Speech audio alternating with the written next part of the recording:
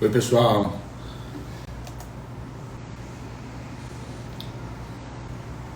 Boa noite. Sejam todos bem-vindos ao Galo aí. Galo, Cecília, Cícero. Arro, irmã do Galo. Oi, pessoal, boa noite. Boa noite a todos. Jesus nos abençoe. E aí, gente? Quem tá entrando, se puder dar um retorno pra gente do som. Boa noite, boa noite. Alguém colocou, acho que foi a Regiane. Tudo ótimo, som ótimo. Ok. A Lana também colocou, o Galo também, som ótimo. Cecília também, tudo certo. Maravilha, gente. Maravilha. Bom, pessoal, então começar. Nós estamos começando o culto do Evangelho no Lar de número 85. Nós estamos no capítulo 16 do Evangelho segundo o Espiritismo. Para quem estiver começando hoje, nós estamos passando pelo texto do Evangelho segundo o Espiritismo de forma sequencial, com muita simplicidade. E hoje nós estamos no capítulo 16, já na segunda parte, as instruções dos Espíritos.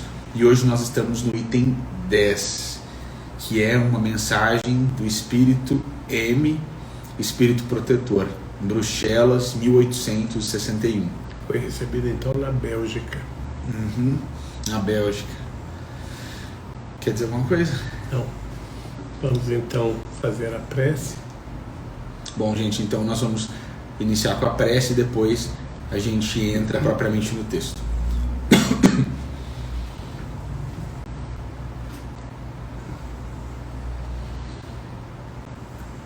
Nosso Deus, nosso Pai, de infinito amor, de infinita misericórdia, de infinita justiça, inteligência suprema, causa primária de todas as coisas, em nome de Jesus, nós todos nos reunimos aqui na noite de hoje, sempre, Mestre, com muita gratidão por estarmos aqui, te lembrando, e sempre, Jesus, de joelhos aqui espiritualmente, implorando para que o Senhor esteja conosco, implorando para que os nossos espíritos registrem a presença do Teu Santo Espírito.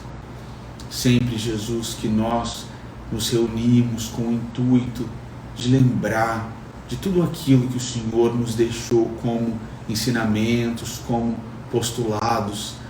Nós estamos, Mestre, Te buscando da forma que nós conseguimos. Nós, dentro das nossas possibilidades, organizamos tudo, Jesus, para Te receber aqui na noite de hoje. Então, por favor, Mestre, venha estar conosco. Nós nos lembramos, Jesus, nesta hora, do Teu ensinamento de que o Pai busca aqueles que o adorarão em espírito e em verdade. E essa é a nossa vontade aqui, Jesus, Te adorar em espírito e em verdade, Te conhecer um pouco mais, tentar entender um pouco melhor o que é a nossa natureza espiritual e os caminhos pelos quais nós depuraremos esse espírito para ter o nosso coração batendo bem próximo do Teu coração. Nós acreditamos, Jesus, com toda a nossa alma, com todo o nosso coração, que o Senhor é o caminho, a verdade e a vida. E nós Te dizemos, Jesus, aqui com os braços abertos, que toda a nossa esperança está depositada no Teu nome santo.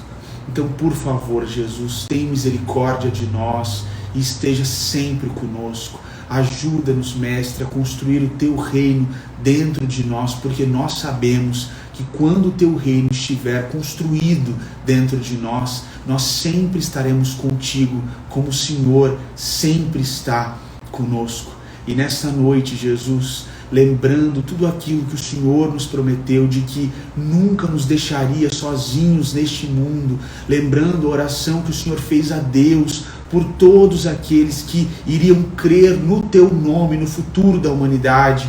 Nós Te pedimos aqui por todas as pessoas que sofrem, que choram, que estão aflitas, porque diante da Tua presença gloriosa, Jesus, que é sempre um alvorecer novo, raiando e aquecendo as células do nosso corpo, tudo se dissolve, Mestre, os nossos medos, as nossas ansiedades, as nossas inseguranças, as nossas dúvidas, tudo se dissolve quando o Senhor está aqui conosco. E nós podemos confiar que seremos felizes, porque somos filhos de Deus e o progresso é a lei.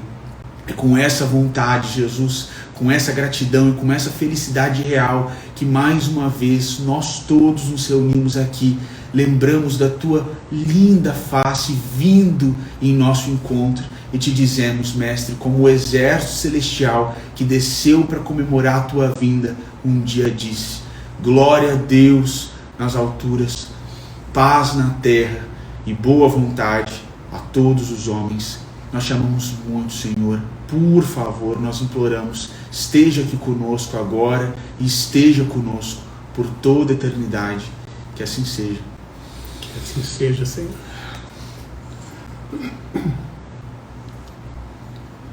Bom, então, como o João já falou, nós estamos no item 10 do capítulo 16, né?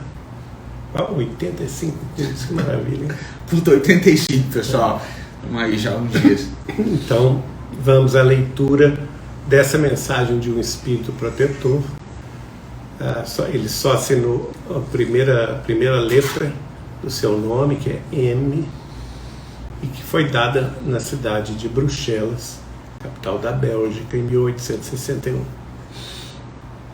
Os bens da terra pertencem a Deus, que os distribui à vontade, não sendo o homem senão o usufrutuário, o administrador mais ou menos íntegro e inteligente desses bens. Tanto eles não constituem propriedade individual do homem, que Deus anula frequentemente todas as previsões, o que faz a riqueza escapar daquele que se julga com os melhores títulos para possuí-la. Então, é uma sequência daquele pensamento que nós estamos analisando, que expressa o cerne deste capítulo do Evangelho segundo o Espiritismo a respeito da verdadeira propriedade.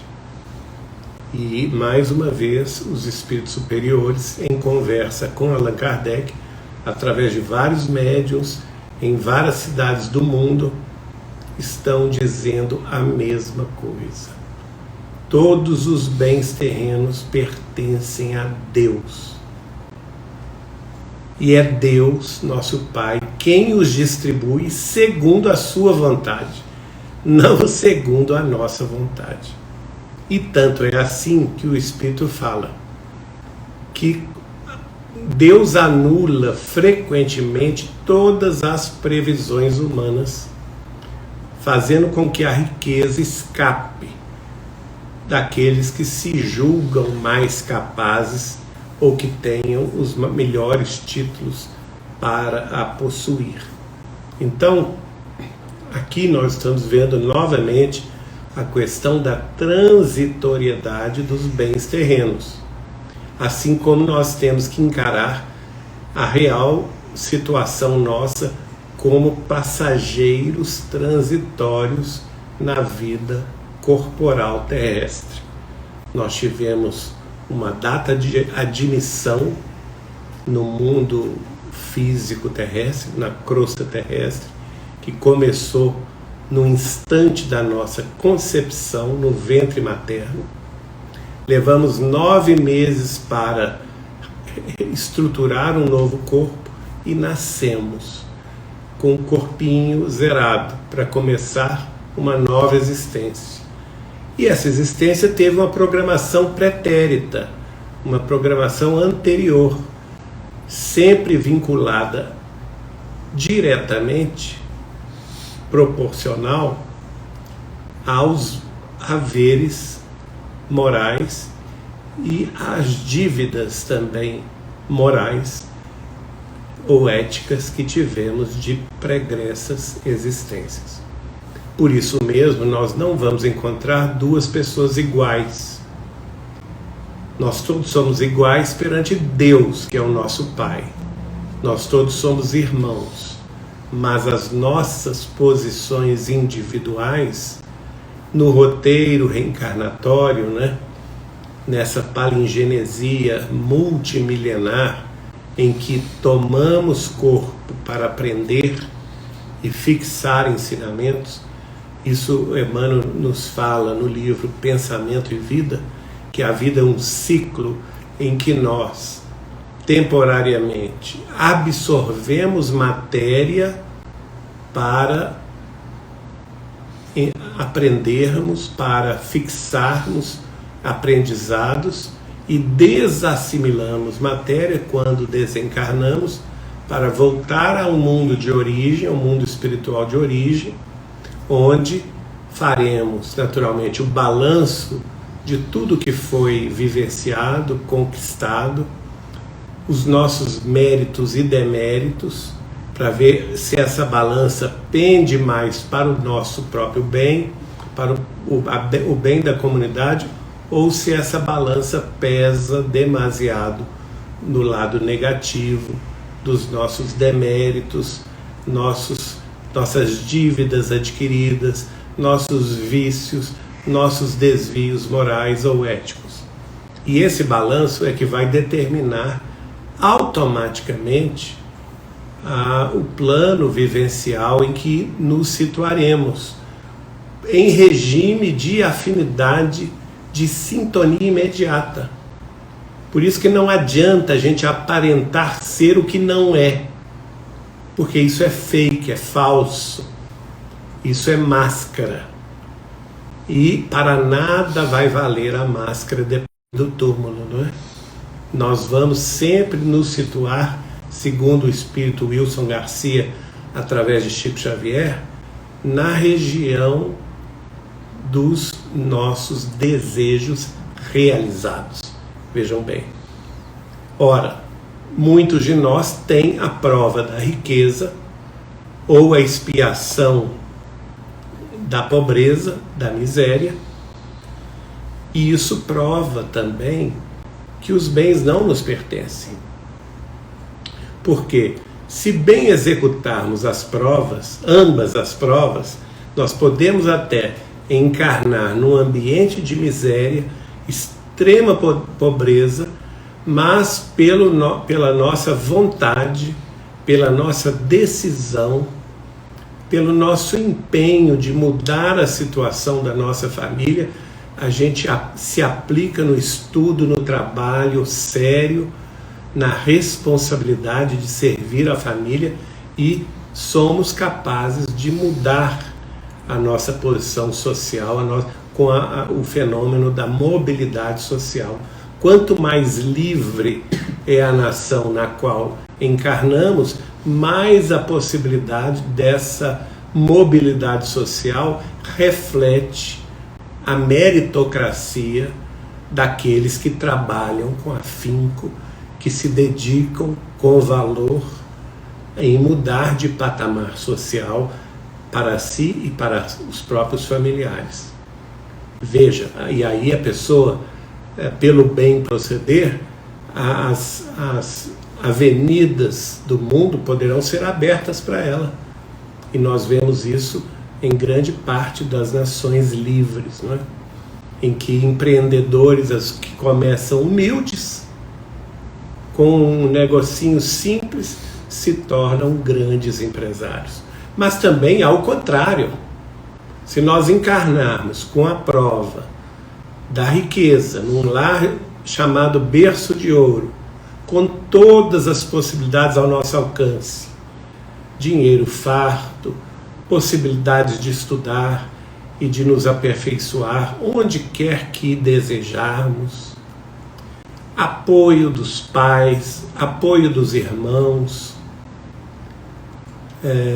ingressamos em escolas caríssimas, em institutos de educação aprimorados, ingressamos em universidades caras, e não obstante todas essas facilidades, em algum momento, por falha moral nossa, por excesso de zelo, às vezes, da própria família, que a gente chama, que são os pais e os irmãos que super protegem os seus, né, passando a mão na cabeça dos filhos ou dos irmãos indebitamente, e ao invés desses aproveitarem a oportunidade que lhes é oferecida pela vida, cospem no próprio prato, muitas vezes se tornam ovelha negra dessas famílias, né?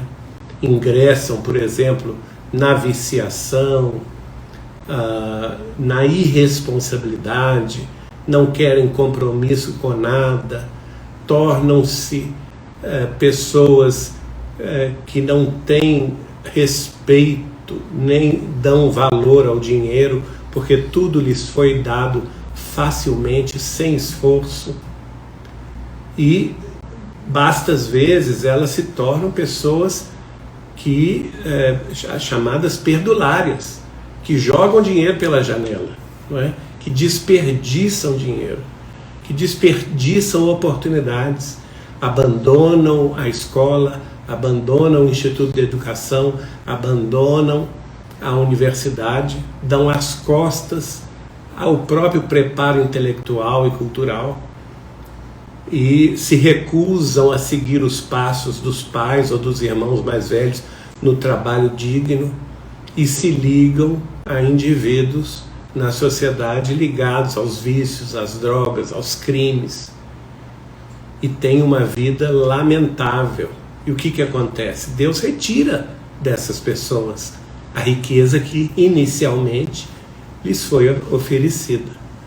Então tudo varia, não existe um determinismo no sentido de que o rico será sempre rico, o pobre será sempre pobre.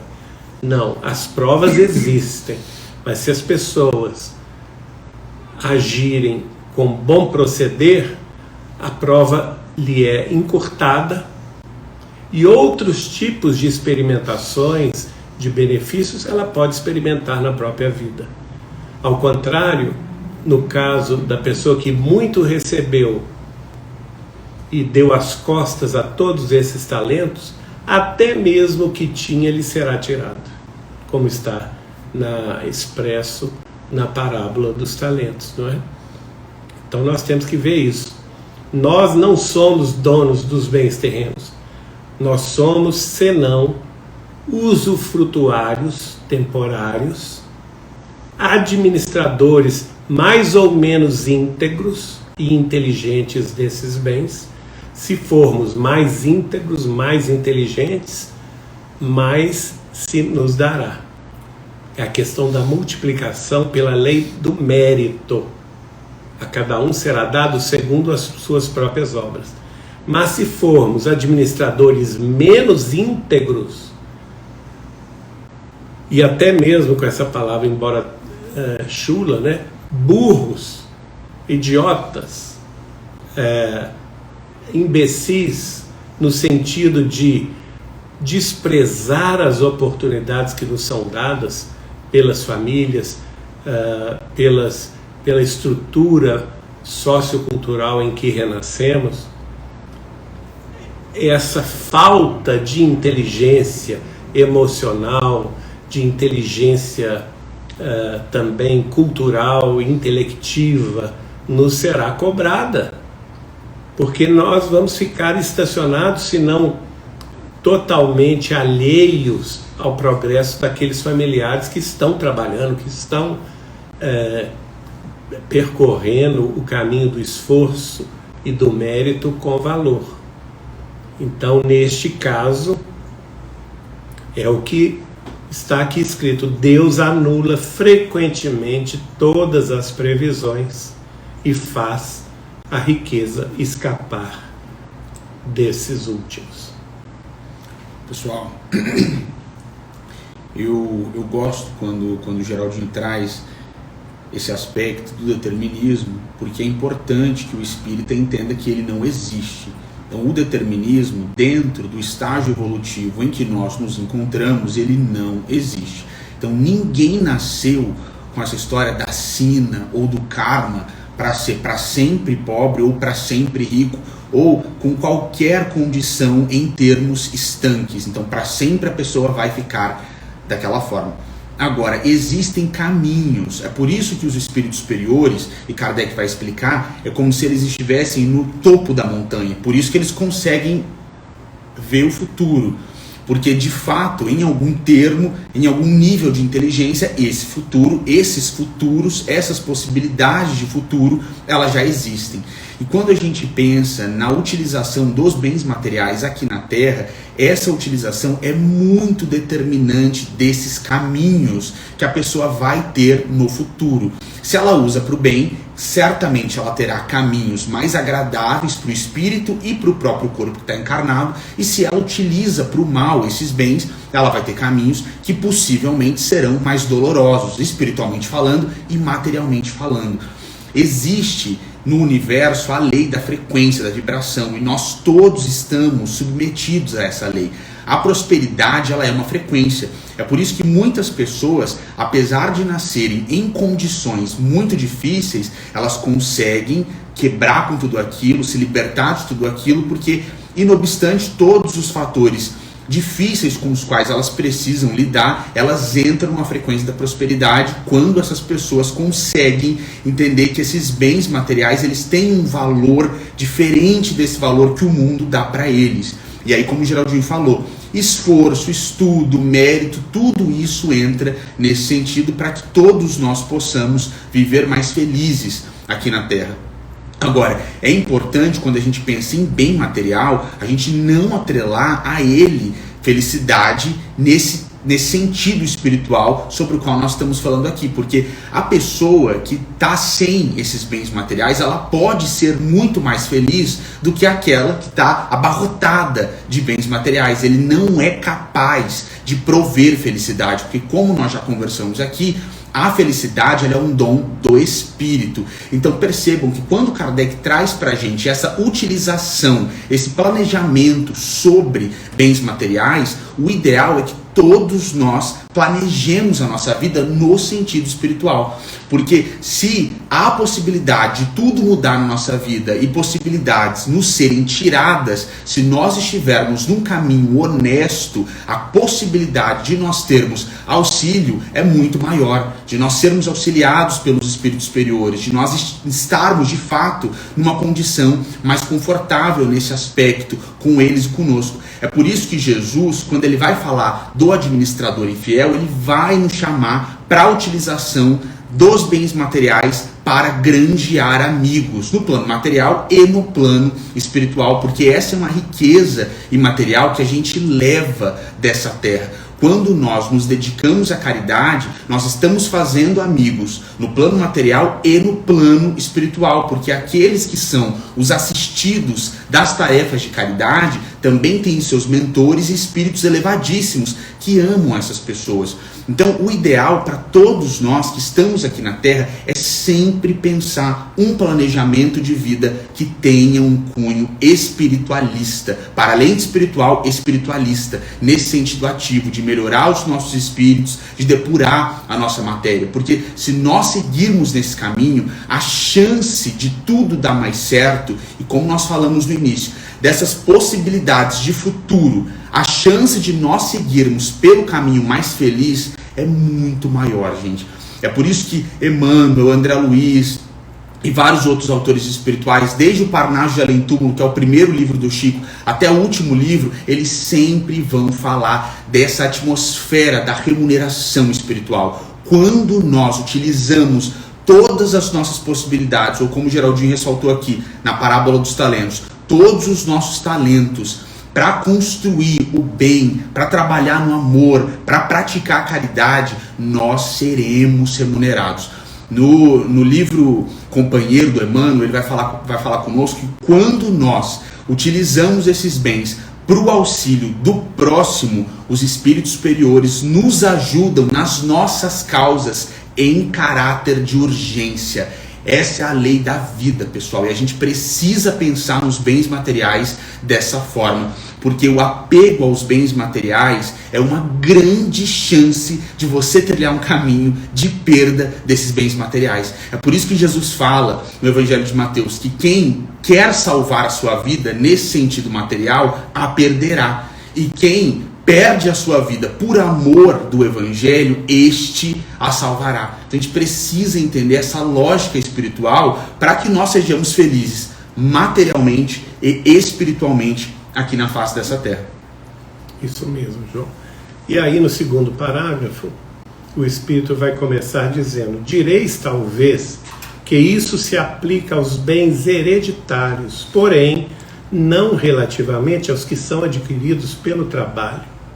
Sem dúvida alguma, se há riquezas legítimas, são estas últimas, quando adquiridas honestamente, visto que uma propriedade só é legitimamente adquirida quando da sua aquisição não resulta dano para ninguém. Eu só posso fazer um comentário aqui. Pessoal, quando a gente entra nesse assunto, é só importante a gente ressaltar aqui, e eu fiquei pensando, a gente faz essa caminhada teórica, mas a gente não está de forma alguma falando que a nossa caminhada espiritual deva ser esperando bens materiais, absolutamente. Não. Essa ideia, e isso é muito importante que fique claro, e a gente fala isso respeitando todas as religiões, essa ideia da teologia da prosperidade, de que você trilha um caminho espiritual para desse caminho sorver bens materiais, essa não é a proposta, pessoal. É claro que um caminho espiritual no amor pode trazer uma felicidade que contemple bens materiais. Todavia, o nosso objetivo tem que ser espiritual. Tudo que a gente faz na face dessa terra tem que ter como objetivo aproximar o nosso coração do coração de Jesus Cristo e não como objetivo bem material. É importante fazer essa diferenciação. Porque a frase de Jesus, a cada um será dado segundo as suas obras, e essa explicação de Emmanuel no livro Companheiro, não é sobre a remuneração espiritual. Ora, se você faz obras no bem, obras espirituais, você será remunerado espiritualmente. E isso pode contemplar coisas materiais, exato. Mas inicialmente, quer dizer, a lógica é, se você oferece virtude, a sua virtude aumenta. Exato. Se você oferece e conquista paciência, você tem o galardão maior de mais paciência. Se você oferece para os outros esperança, inspira aos outros esperança, significa que você vai ser reforçado na sua própria esperança e assim sucessivamente. Esse é o ponto principal. A grande questão que a gente está dizendo aqui é que essa remuneração ela pode contemplar bens materiais. Mas sempre mas o nosso objetivo não pode ser o bem material. No sentido de, eu vou para a igreja fazer uma campanha porque o meu objetivo único é um bem material, ou são os bens materiais. Esse que não pode ser o nosso caminho. E mais uma vez, nós falamos com todo respeito, mas essa ideia da teologia da prosperidade, que pensa uma remuneração material na terra como fim, isso não é pra gente, pessoal. Isso não é espiritismo, isso não é o cristianismo. Mas aqui, voltando ao texto que eu já li, aqui o Espírito vai falar dos bens hereditários, daqueles que as pessoas herdam da família, e daqueles últimos que as pessoas adquirem honestamente trabalhando. E é claro que o próprio Espírito diz, esta última possibilidade, que é a pessoa que trabalha, que se esforça, gasta o tempo em empreendimentos, em qualquer iniciativa que lhe traz sucesso material, aqui ele está falando materialmente, não é? Que é a riqueza adquirida sem dano a alguém, fruto do próprio esforço, do próprio suor, do trabalho, não é? Das horas e horas de dedicação a determinada causa. Então, essa riqueza é mais legitimamente adquirida. O Espírito está dizendo isso. Sem dúvida alguma, né? Sem dúvida alguma, há riquezas que são legítimas, que são essas últimas. Serão pedidas contas, prossegue o Espírito, até mesmo de um único centavo mal ganho, isto é, com prejuízo de outra pessoa. Então nós temos que ter muito claro isso. de não prejudicar a ninguém, trabalhar honestamente, todo tipo. Isso aí tá ligado, por exemplo, aos problemas da corrupção, não é? Da lavagem de dinheiro, do tráfico de influências, do tráfico de drogas, entorpecentes, de mulheres, de crianças, de órgãos, que implicam da prostituição, que implicam em dano aos outros. Então tudo o que depreda, a depredação da natureza, a deturpação da moral, da família, do trabalho digno, não é?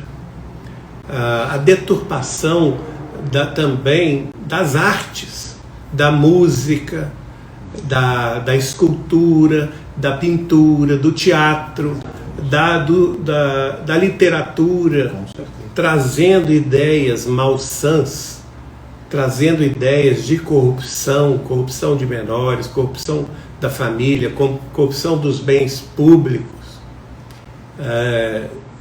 deturpação de fatos.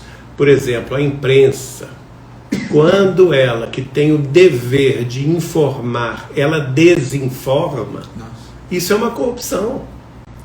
Isso é agir com o objetivo escuso, não é, de enganar uma população inteira. Exatamente. Em detrimento da verdade e em favor de um grupo que ela escolheu defender para colocar no poder.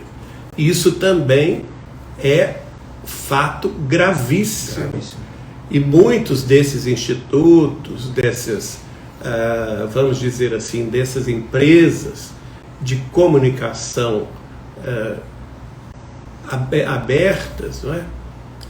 Se enriquecem com isso. E o falso testemunho ele é condenado lá na Torá. Exatamente. O falso testemunho, está lembrando aqui o João Pedro, está condenado desde Moisés, na Torá, nos 5 primeiros livros do Velho Testamento. Então não darás falso testemunho. Exatamente. Por quê? Porque nós devemos sempre privilegiar a informação da verdade. Então nós temos que ter isso muito claro também no nosso pensamento. Todos esses desvios, pensem bem, aqui o Espírito diz, se apenas um único centavo mal ganho em prejuízo de alguém será pedido contas desse único centavo, imagine essas grandes somas de dinheiro que são fartamente noticiadas nos escândalos de corrupção de governos, de prefeituras, de assembleias, de governos estaduais, de governos federais, de ministérios, de autarquias públicas e também de organismos internacionais.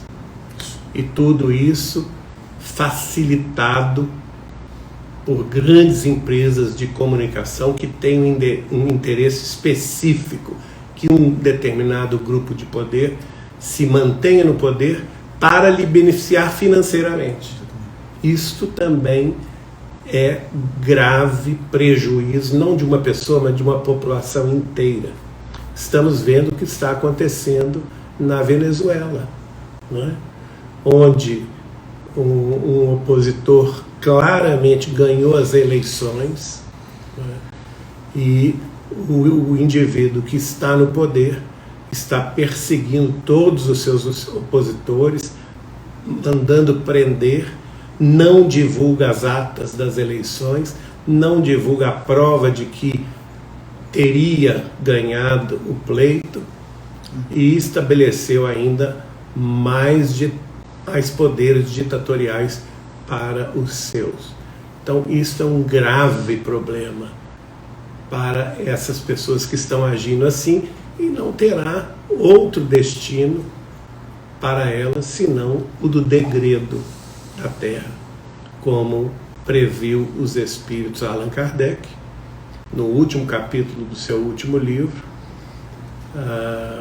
A Gênese, os Milagres e as Predições segundo o Espiritismo, e como previu também Chico Xavier em conversas particulares comigo, que estão expressas também em vários de seus livros sobre o degredo da Terra para Quirón. Bom, e pessoal, um ponto aqui importante que deve ser destacado, em que o Geraldinho tocou, é o seguinte: a deturpação da arte, como ele citou aqui, a escultura, a pintura, a música, a literatura, isso é muito sério, gente. Porque como o Leon Denis estuda conosco no seu livro sobre arte e espiritismo, a busca pelo belo é a busca por Deus. Então quem deturpa as artes está prestando um péssimo serviço para a humanidade, no sentido de atrasar a humanidade na busca por Deus e trazer para a consciência humana informações que são deletérias e que no futuro serão usadas por seus perseguidores para aterrorizar essas pessoas. Então isso é muito sério, pessoal. Muito sério. Todo tipo de deturpação que atente contra os valores morais da vida, não é? São os bens, os haveres morais, éticos. Aí pode se perguntar, mas quais são os valores morais da vida? Os espíritos superiores responderam a Allan Kardec. Eles estão expressos no Evangelho de Jesus. Exatamente. Quer que eu leia? Bom, pessoal, então, o Geraldinho tomar uma aguinha aqui, eu vou continuar a leitura. Mas, pelo fato de um homem dever a si próprio a riqueza que possua, seguir-se-á que ao morrer lhe resulte alguma vantagem desse fato, as precauções que ele toma para transmiti-la a seus descendentes não são inúteis muitas vezes? Ora, se Deus não quiser que ela lhe seja transmitida, nada prevalecerá contra a sua vontade. Bom, a gente comentou isso um pouco na... O homem poderá usar e abusar de seus haveres durante a vida sem ter de prestar contas? Não. Ao permitir-lhe que os adquirisse, é possível que Deus tivesse em vista recompensar-lhe no curso da existência atual os esforços, a coragem, a perseverança.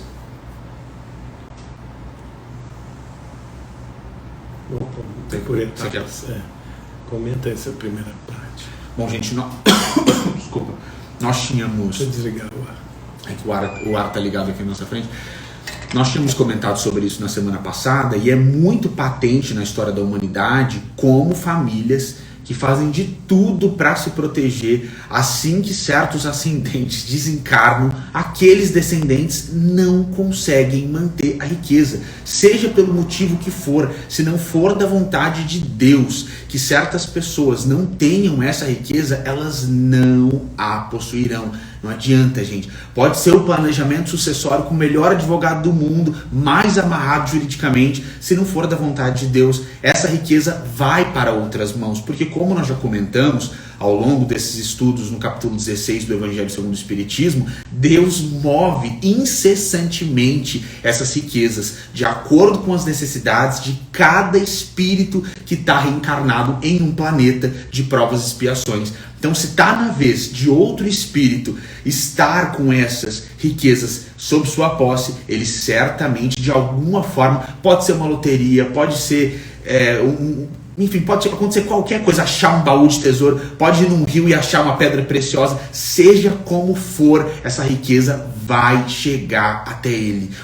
Como da mesma forma, se não for para que esses herdeiros permaneçam com essa riqueza, pode ser uma doença, pode ser um processo judicial, pode ser uma briga, pode ser qualquer coisa, essa riqueza também não permanecerá com esses herdeiros. Então, às vezes a bancarrota. A bancarrota é a falência. Então, quando os espíritos trazem pra gente, é errado um pai se preocupar com um filho e proteger a herança? É claro que não é errado, porque se não for da vontade de Deus, esse pai pode proteger a herança, deixar essa herança para os seus filhos, e se não for da vontade de Deus, esses filhos não ficarão com essa riqueza. Nós temos aí todos os dias muitos exemplos de pessoas que, das maneiras mais inusitadas possíveis, ficam milionárias, bilionárias, e a recíproca também é verdadeira. Tanto é que aqui o Espírito diz, ora, se Deus não quiser que ela lhe seja transmitida aos herdeiros, nada prevalecerá contra a sua vontade. Quer dizer, a vontade de Deus é que é determinante. Exato. Não é? O homem Essa pergunta é muito importante. Poderá usar e abusar dos seus haveres durante a vida sem ter de prestar contas? E a resposta é taxativa: não. Por quê? Porque todos nós temos que prestar contas. De fato, como usufrutuários dos bens terrenos, perante as leis do mundo terrestre, nós podemos usar e abusar. Nós podemos dispor dos nossos bens a nosso bel prazer. Mas isso não significa que não iremos ter de prestar contas dessa movimentação. Se a movimentação é benéfica, nós receberemos pelo benefício que prestarmos aos outros.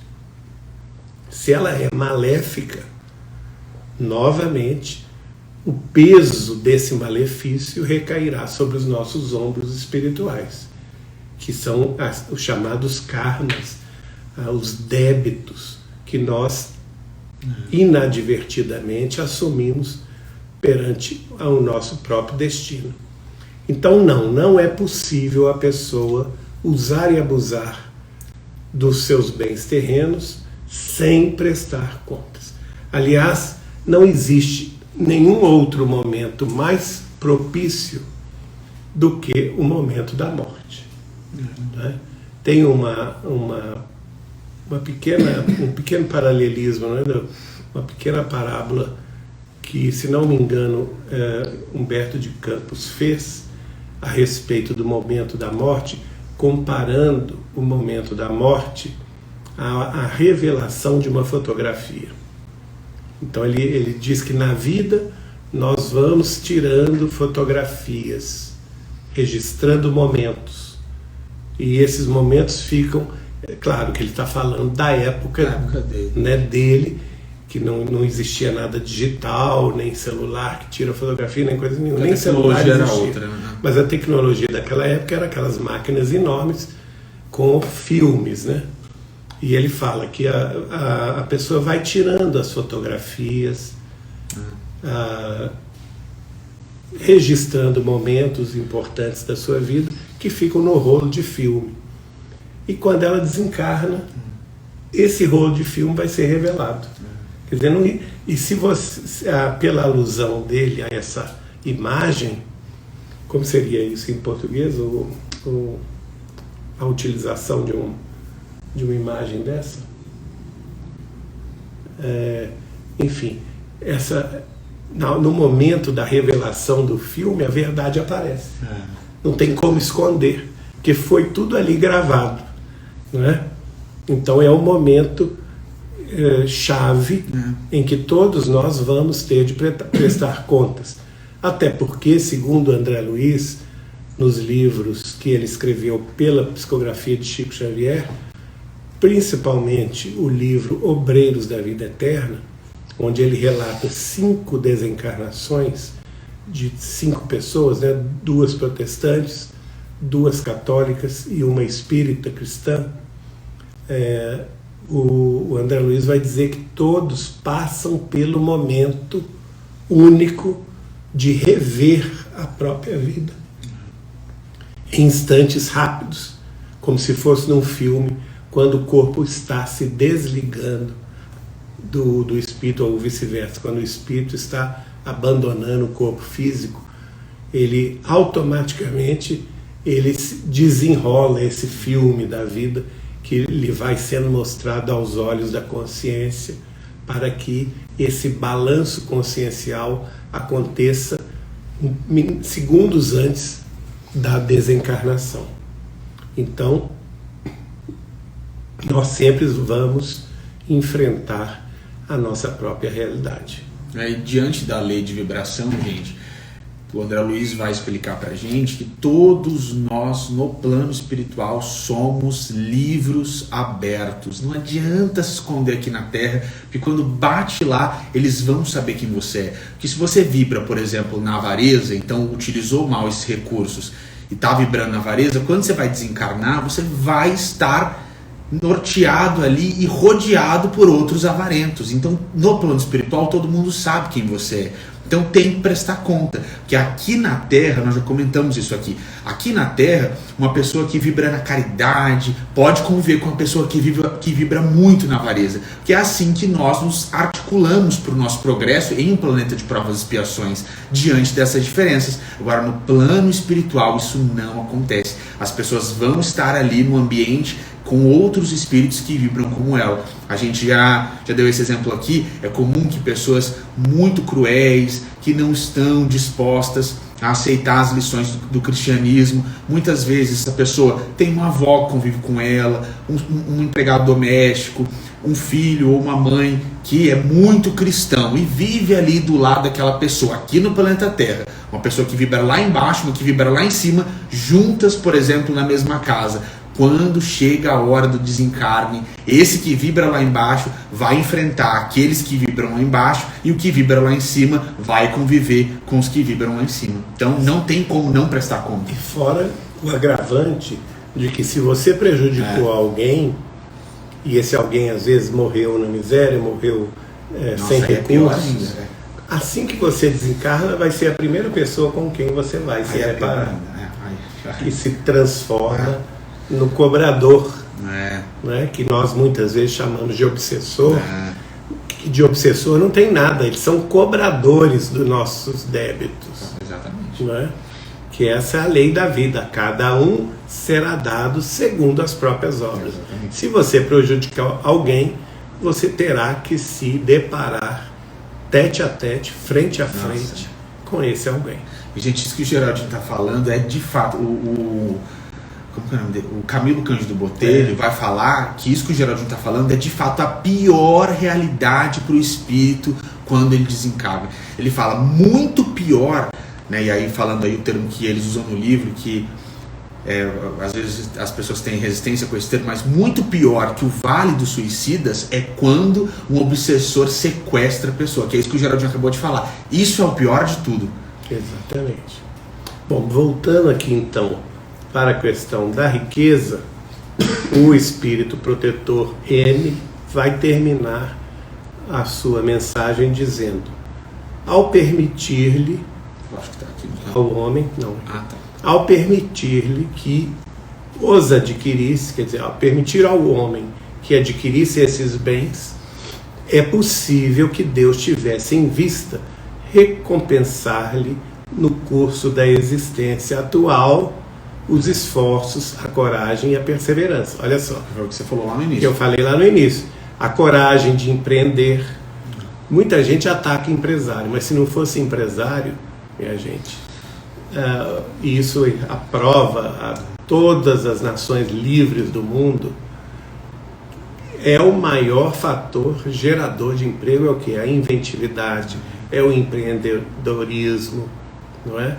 É a inovação, novas ciências, novas descobertas tecnológicas. E isso vem da onde? Vem da coragem. A coragem das pessoas empreendedoras, das pessoas que investem em pesquisa, que investem na ciência, não é? Perseverança. A perseverança. Tudo que tem no empresário. Os esforços da pessoa, o trabalho, o suor do rosto dela, o tempo, a inteligência, a cultura, o tempo que ela gastou também no estudo que vai ser frutificado em trabalhos, e a perseverança em criar oportunidades de trabalho para que as pessoas vivam dignamente, não é? Exatamente, dignidade, você tocou no ponto. Que é a dignidade.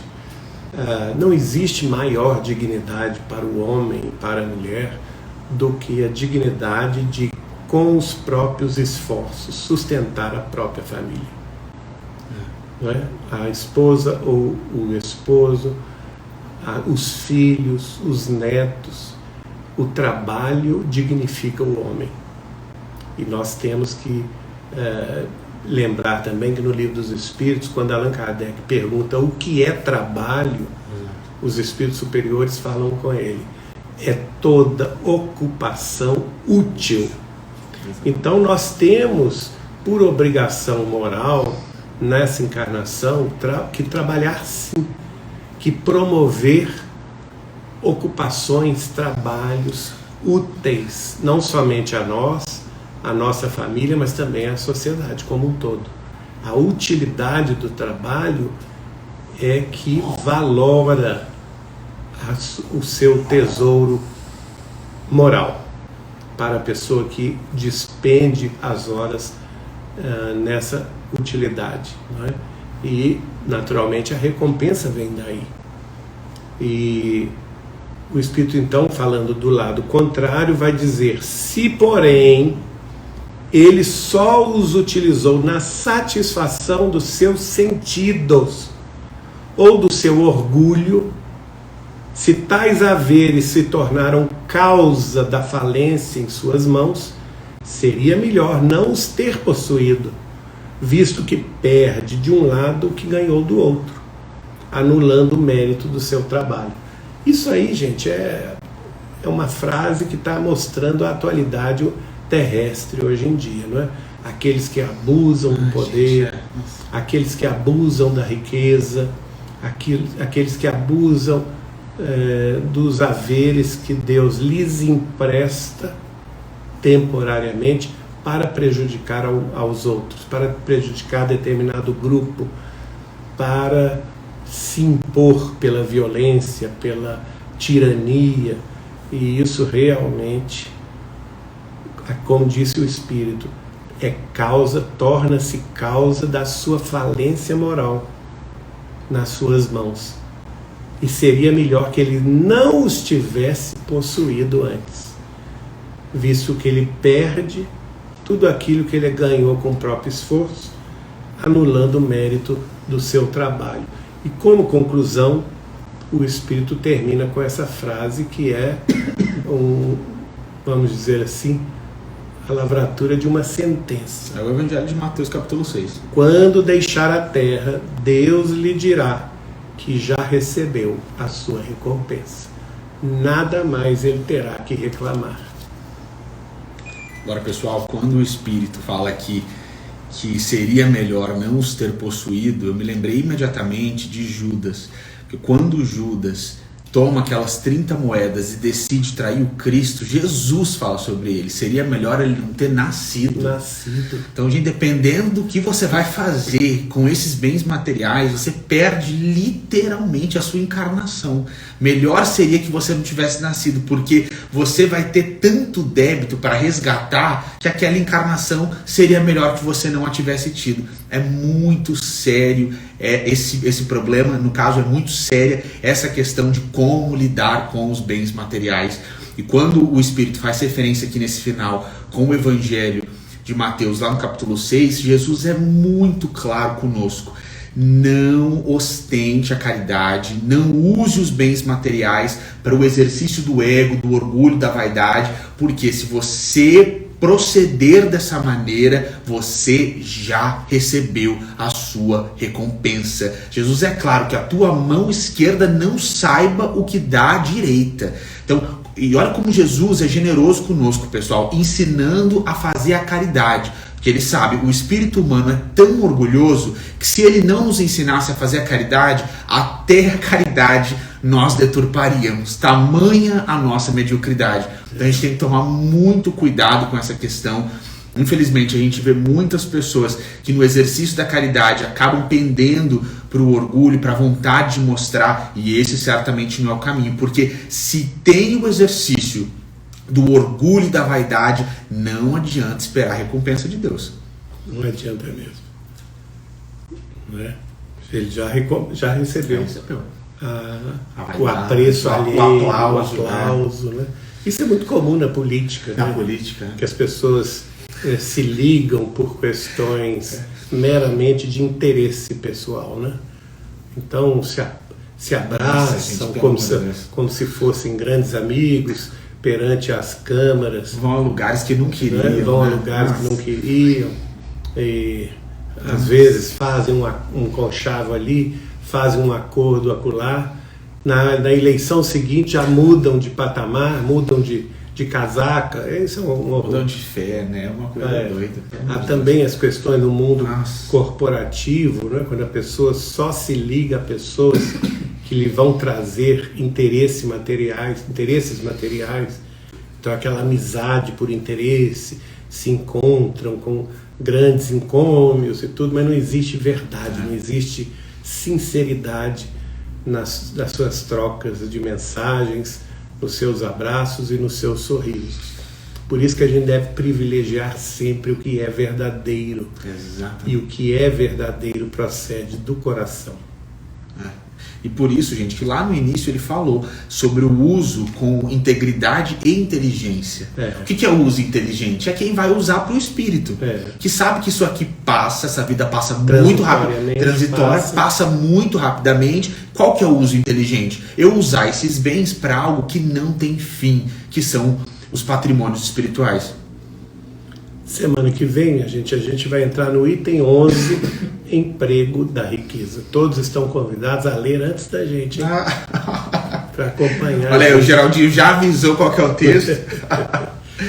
Item 11, semana que vem, do capítulo 16 do Evangelho segundo o Espiritismo. Nós estamos interrompendo então com muita alegria esse culto do Evangelho, e agora vamos lembrar que todos tenhamos aqui as nossas águas. Vou aproveitar para encher mais o meu copo, para que os espíritos amigos fluidifiquem essas águas. E lembrando que na prece final teremos também a bênção dos passes espirituais que os nossos guias, mentores, benfeitores da espiritualidade certamente estão aqui para este fim, beneficiando-nos a todos nessa grande família humana do culto do Evangelho no lar. Estejamos onde estivermos, todos somos irmãos neste propósito de oração e estudos do Evangelho segundo o Espiritismo. Bom, pessoal, então a gente sempre deixa o recado de que todos os cultos do Evangelho ficam salvos aqui no Instagram, no Facebook Meta, lá no canal TV Saber Espiritismo no YouTube, todos ficam salvos, desde o culto número 1, tá tudo aqui, e a gente sempre deixa o compromisso de, na semana que vem, na quinta-feira que vem, estarmos aqui presentes às 8h30. E agora, para nós finalizarmos aqui o culto, o Geraldinho vai trazer a prece final para todos nós. Nós estamos, Senhor, pedindo a Deus que nos abençoe. Hoje é aniversário de um espírito muito querido, que se manifestava através da poesia pelas mãos abençoadas de Chico Xavier. E esse espírito é o espírito da poetisa potiguar Alta de Souza. 2 dias atrás, no dia 10 de setembro, foi o aniversário também de outra poetisa querida, a poetisa baiana Maria Dolores, que tão bem se notabilizou pelos poemas que escreveu através das mãos abençoadas de Chico Xavier.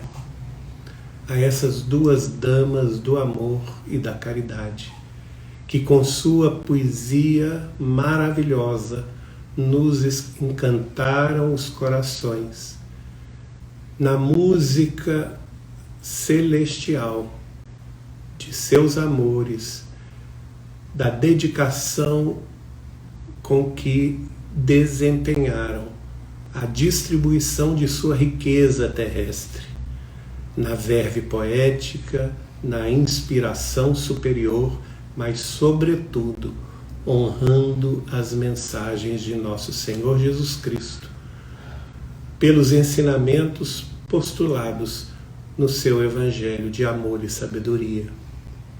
E pedimos licença, Senhor, para dedicar este culto do Evangelho de número 85 a essas duas almas de escola, Maria Dolores e também Alta de Souza.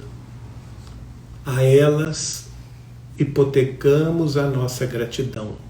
Oferecemos as flores do nosso reconhecimento infindo, pelas múltiplas bênçãos que recolhemos de sua poesia, encantando-nos o coração, iluminando-nos o pensamento, inspirando-nos no bem a seguir, encorajando-nos a vencer as pesadas fortalezas de nossos próprios erros, instando-nos a estudar mais e a praticar mais a caridade, fazendo-nos olhar para os outros, os dementados, os tristes, os estropiados, aqueles que passam no mundo sobrecarregados e aflitos. Todas duas foram mestras em nos fazer ver os nossos irmãos do caminho, os pequeninos da estrada, os amigos de Jesus, aqueles a quem Jesus nos convocou servir, seja oferecendo uma côdea de pão, um prato de sopa, um alimento, um agasalho, um sorriso, um abraço, uma instrução, uma visita. E ainda nos disse: a esses pequeninos, a quem fizestes o bem, a mim o fizestes. E estas duas almas de escola foram tão lúcidas em nos lembrar essa passagem do capítulo 25 de Mateus, que elas recebam agora na vida espiritual, onde certamente residem nos mais altos planos da vida, toda a vibração de nosso carinho, de nossa gratidão, do nosso agradecimento profundo de alma, pelo muito que nos deram, pela riqueza que espalharam.